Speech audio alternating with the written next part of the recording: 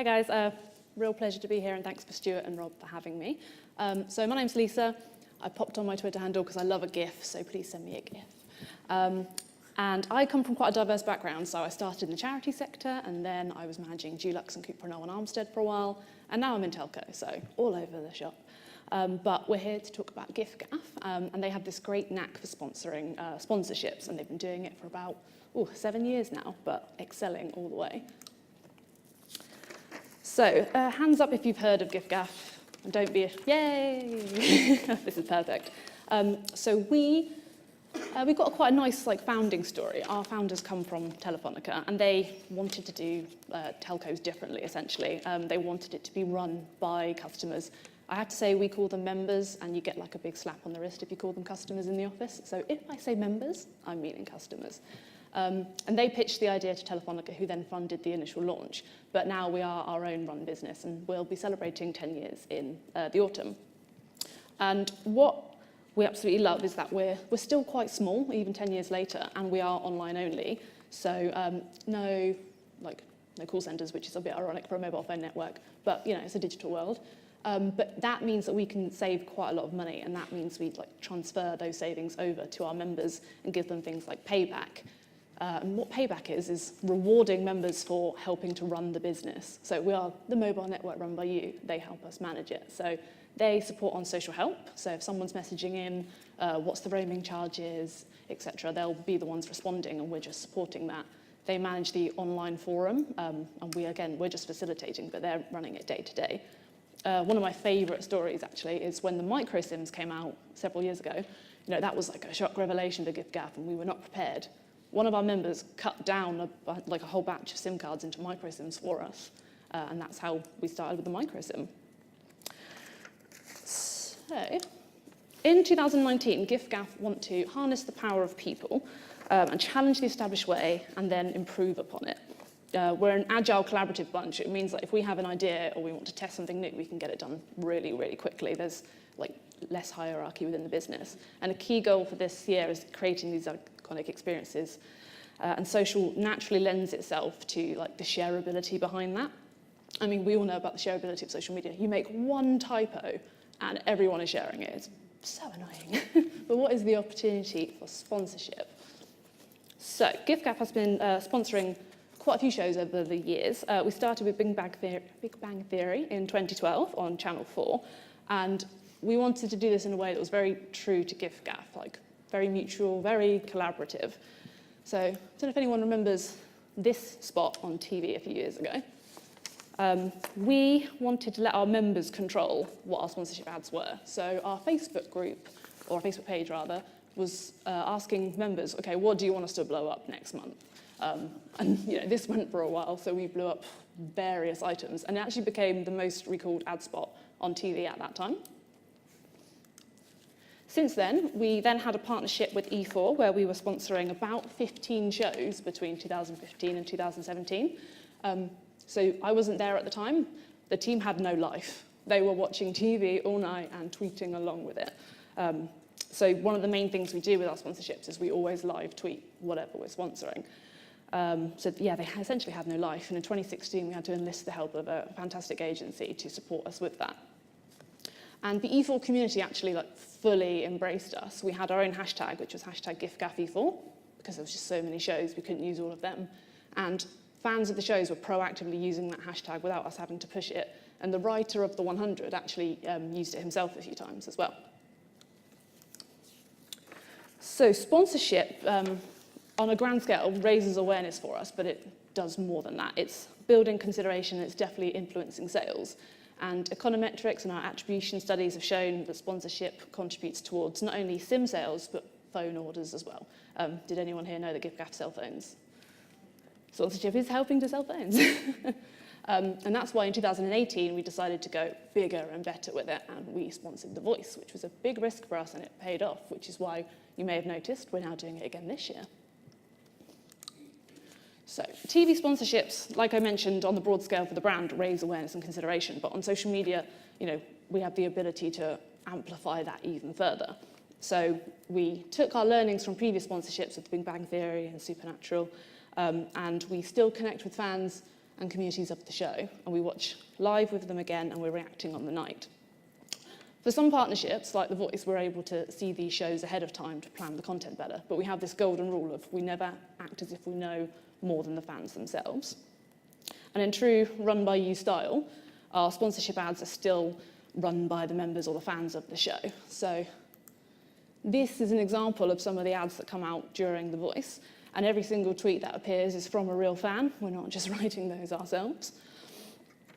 And people absolutely love seeing them. Like, they're 5 minutes of fame, they absolutely adore it. Actually, we had one this week, and someone's like, this is the best thing that's ever happened to me. I was like, okay. Well, I'm glad we could help. And because this is naturally, it's on TV, so it's got that huge reach anyway, but people are taking pictures and videos of their TV screens and sharing it for us. So their extra reach and impressions on that is absolutely massive. And then just as like a little extra thank you, because they've given us permission to use their words, we create bespoke GIFs of each of these, and we send it back to those people as well. So, right, the real impact of what we do on social is around like the real relationships that we build with fans. So some of our fans have been with us over the years. They start watching shows purely just because they've heard that we sponsored it. So The Circle, I don't know if anyone saw that on Channel 4 last year. Loads of our fans of The Crystal Maze and The Voice just started watching it because, giffgaff is sponsoring it. And here's a couple of reactions from that time. We also had, there's some real like touching moments throughout this run. We had a fan of The Crystal Maze who, at the end of the series, sent us a DM saying, thank you so much for chatting to me every Friday night, because she's had some really like dark patches in her depression, and that like helped her pull through. One fan of The Voice, she's just very recently lost her mum, and she took the time to message us to say, I'm sorry guys, I can't live tweet with you this weekend because this has happened. And we were like, wow, that means a lot that she's even thinking of us at that stage, because worst news ever, I could not cope with that. So these are examples of some of the iconic experiences worth sharing, and it's literally just a few of us sat on a computer, listening to what people are saying, responding back to them, having a little bit of a banter. There's this one girl who's a One Direction fan, guilty, One Direction fan here. We had a 30-minute conversation where it was just like One Direction buttons. It was fantastic. This is Lynn. Oh, she's amazing. Okay. We took a few fans of The Voice from 2018 on a photo shoot to get ready for this year. And we shared this on our Instagram and our Twitter. So Lynn here was super, super excited about it because, quote, it made her feel visible at the grand age of 66. It meant so much to her. And she will always remember, this is similar to what Stu was saying, this moment is how it made her feel. Like, all it was is we sent her a taxi, we took a few photos of her, we put it on social media, like minimal effort for us, a great day out for her. And it's been like 2 months since that photo shoot, and every week she is still posting about it. And she even like found the handle of the photographer we used to thank him as well. So this weekend is the filming of the Knockouts. I don't know if anyone cares about The Voice, but it's the filming of the Knockouts. And we had a competition called giffgaff Guest, where we're taking 2 lucky winners to see the filming. They've got their travel, their accommodation, they've won a phone. We've given them this massive like goodie bag full of stuff. And they're going to have a party bus experience. But so here's an example of a video that they sent us of them opening this box. And I just want to share it because it's really cute, because they had a karaoke mic in there and it kind of turned on in transit. And it's just funny.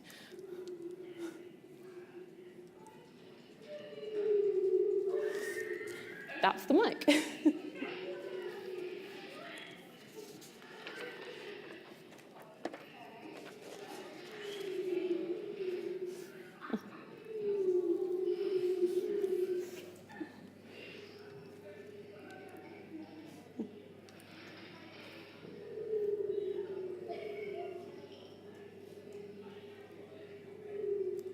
It does actually take her a while to open it, but she's very happy when she sees it.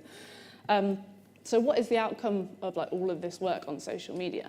So we're chatting to literally hundreds of people every single week. And when we're doing several sponsorships at once, that like number doubles and quadruples. And having these one-to-one conversations adds like that relationship, that community vibe. Like, people are becoming members. Like, they say to us, oh, do you know what, your banter's top notch, we're going to become a member, or I'm going to switch to giffgaff once my contract with etc. Finishes. During broadcast of The Voice, we have like an average of 20% share of voice with them, and considering, you know, it's ITV, it's The Voice, it's huge, 20% is massive for us. And all we're doing is just organic conversations, and they're shareable. So this approach is significantly driving up our reach. It's not costing us a penny more than like the extra ads we could be doing. And the positive sentiment around the brand is rapidly increasing because fans love chatting to us. In fact, they're often tweeting at us before we get a chance to tweet to them on a Saturday night, and it's just a mad rush to catch up with them.